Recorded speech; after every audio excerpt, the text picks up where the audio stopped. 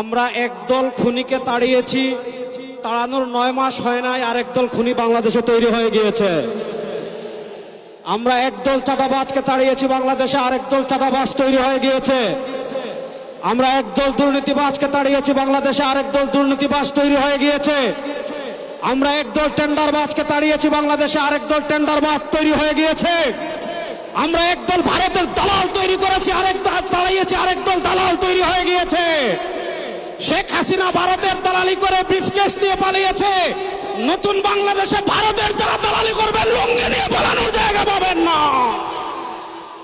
সংগ্রামী সাথী ও বন্ধুগণ, আমরা স্পষ্ট ভাষায় বলতে চাই, এদেশের রাষ্ট্র ক্ষমতায় আমরা আর কোন চাঁদাবাজদেরকে দেখতে চাই না। এদেশের রাষ্ট্র ক্ষমতায় আর কোন টেন্ডারবাজকে দেখতে চাই না। এদেশের রাষ্ট্র ক্ষমতায় আর কোন ভারতের দালালকে দেখতে চাই না। ইসলামকে রাষ্ট্র ক্ষমতায় নেওয়ার জন্য প্রস্তুত আছেন না? ইনশাআল্লাহ।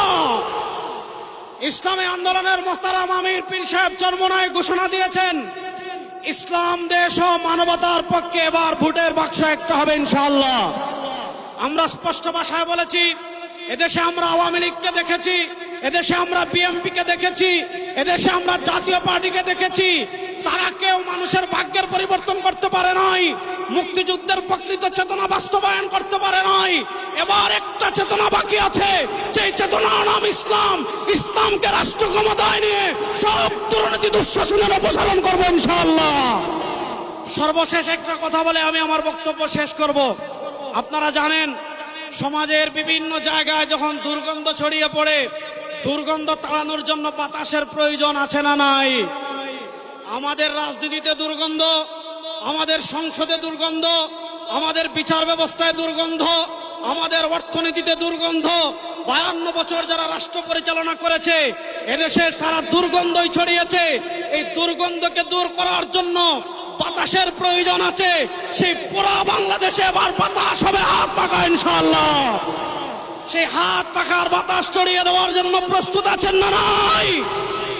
আরে ভাই, আমাদের কোন মার্কা আছে? ইসলামের পক্ষের কোন মার্কা আছে? মুক্তিযুদ্ধের প্রকৃত চেতনার কোন মার্কা আছে? ভারতীয় আধিপত্যবাদ মোকাবেলার কোন মার্কা আছে?